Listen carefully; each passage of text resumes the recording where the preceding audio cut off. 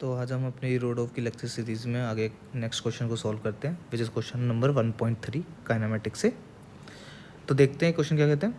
ये कह रहा है a car moves rectilinearly. First, rectilinearly means uniform in straight, मतलब straight line motion, not uniform, straight line motion. तो first with the acceleration of 5 meter per second square, जिसमें हमें given है initial velocities की 0 है। देन यूनिफॉर्मली, ठीक है, and finally decelerating at the rate omega which is same as accelerate, and then comes to stop. The total time of the motion is 25 seconds and the average velocity during the time is equal to 72 kilometre per hour.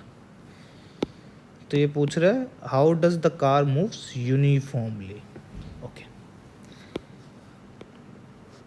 तो इस case को पहले बना के देखते हैं कि बोल क्या रहा है.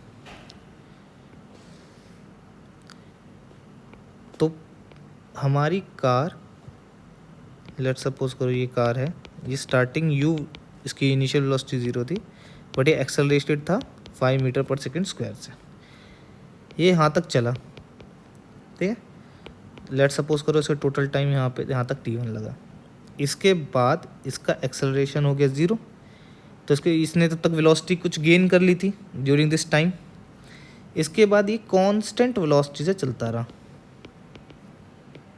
लेट सपोज करो कि ये t2 टाइम तक ऐसा काम किया इसने.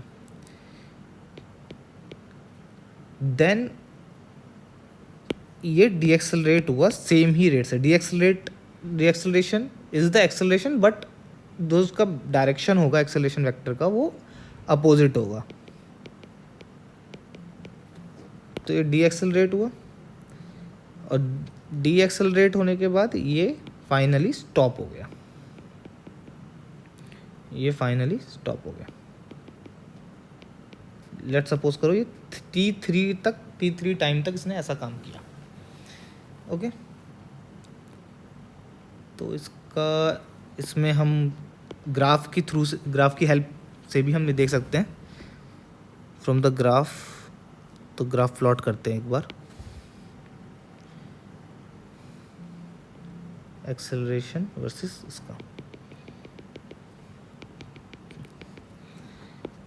तो मेरा पार्टिकल कार जो थी, मेरी पहले कार एक्सेलरेटेड थी. ये एक्सेलरेशन वर्सेस टाइम. तो ये एक्सेलरेट थी 5 मीटर पर सेकेंड स्क्वायर तक, t1 टाइम तक. This time is t1 plus t2. इस टाइम तक ये एक्सेलरेशन इसकी 0 रही और फाइनली इसकी एक्सेलरेशन जो थी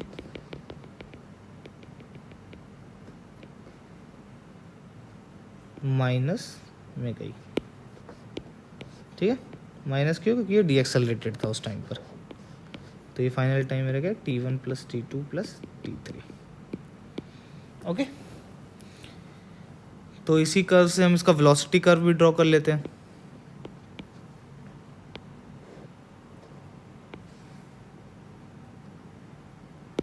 एक मिनट.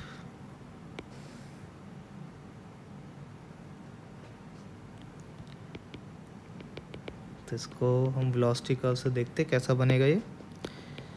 ये कांस्टेंट एक्सेलरेशन था, तो वेलोसिटी कर्व का जो स्लोप होता है, एक्सेलरेशन क्या होता है, dv वेक्टर बाय dt.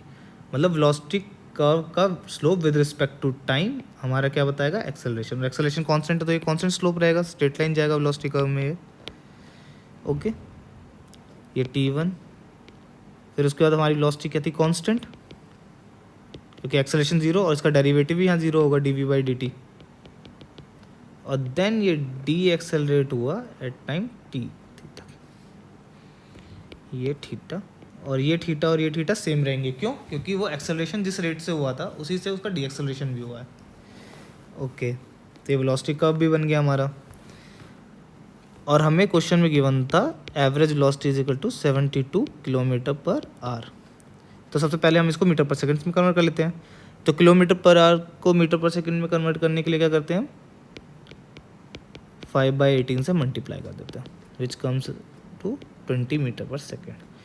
और ये क्या होता है, total displacement by total time.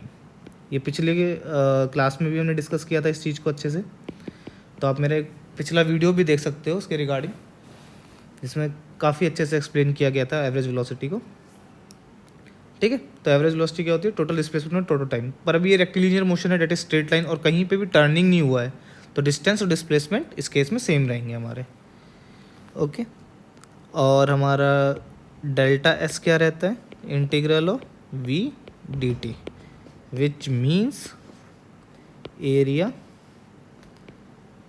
Under V T curve. तो ये हमारा डिस्प्लेसमेंट दे देगा, तो हम इस कर्व से एरिया निकाल देते पहले। तो ये मुझे पता है, ये टाइम t1 और ये हाइट लेट सपोज h। तो ये टेन थीटा क्या होगा? पी क्यू आर ट्राइंगल ले लेते हैं, in triangle P Q R. तो टेन थीटा क्या होगा? h बाय t1, और टेन थीटा इस केस में क्या है? इसका स्लोप, तो वो क्या है? 5। एक्सेलरेटेड था ना, तो h बाय t1, तो हाइट कितनी आ गई? 5t1।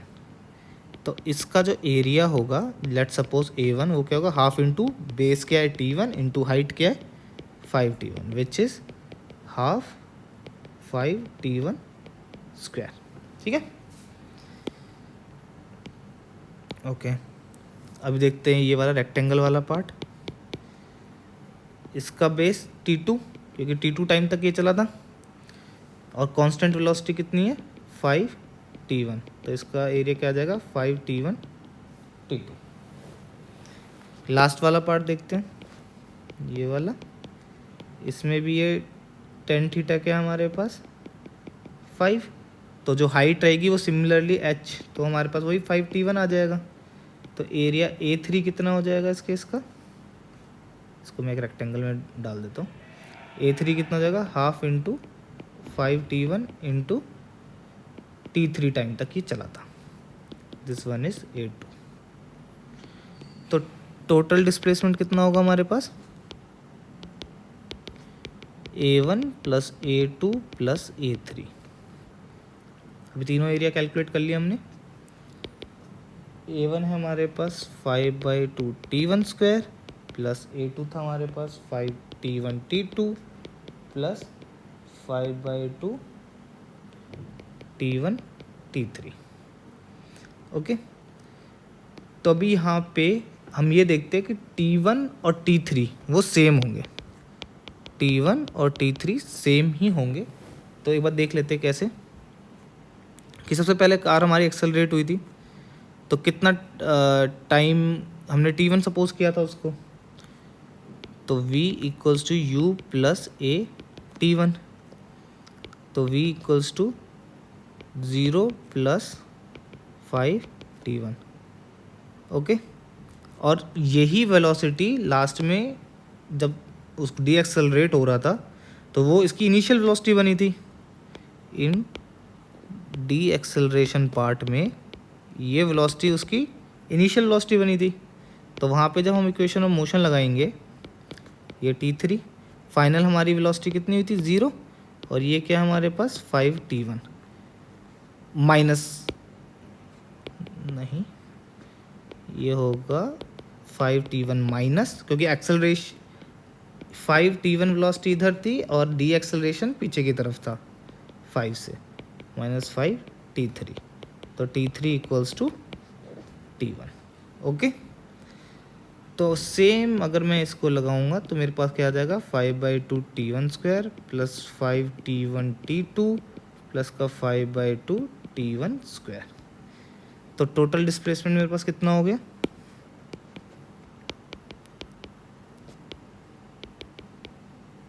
Total displacement equals to 5t1 square plus 5t1 t2। Okay, तो हमें दो चीज़ और गिवन थी, तो अब हम उसको यूज़ करते हैं, और हमें निकालना है क्या? कि किस टाइम तक वो कांस्टेंट वेलोसिटी में रहा, डेट इज ये हमें t2 फाइंड करना है। ठीक है, तो एवरेज वेलोसिटी थी 20, total displacement 5t1 square plus 5t1 t2 upon में टोटल टाइम, और टोटल टाइम मुझे गिवन है टाउ विच इज़ 25। तो ये क्या हो जाएगा 20 इंटू 25 इक्वल्स 5। तो T1 square plus T1 T2 हमारे पास कितना आ जाएगा 100। Also T1 plus T2 plus T3 ये मेरे पास कितना था 25, जिसमें 2T1 plus T2 equals to 25 because T1 equals to T3 था हमारे पास, अभी प्रूफ किया था ऊपर। तो इस वाली इक्वेशन से मैं T2 को क्या लिख सकता हूँ 25 माइनस 2T1। ओके, तो ये मेरी इक्वेशन 1, ये मेरी इक्वेशन 2। इक्वेशन 1 और 2 को जब मैं पुट करूँगा तो क्या आएगा T1 square plus 25 T1 minus 2 T1 square equals to 100। तो इसको जब आगे लेके जाएंगे तो ये क्या होगा T1 square minus 25 T1 plus 100। अब फैक्टराइजेशन कर देते हैं इसका, तो ये होगा T1 square minus 20 T1 minus 5 T1 इसका 100 equals to 0। T1 minus 20 T1 minus 5, तो T1 की 2 वैल्यू आई, ठीक है। पर इसमें T1 इक्वल्स टू 20 ये पॉसिबल नहीं है। क्यों? तो देखो ऊपर, अगर मान लो मेरा T1 ही 20 हो गया, ओके, तो 2T1 प्लस का T2 क्या था मेरे पास 25। तो अगर T1 ही मेरा 20 है तो ये इक्वेशन ही वैलिड नहीं करेगी, तो T1 must be 5, hence T2 कितना आ जाएगा 15। Okay, which is your answer.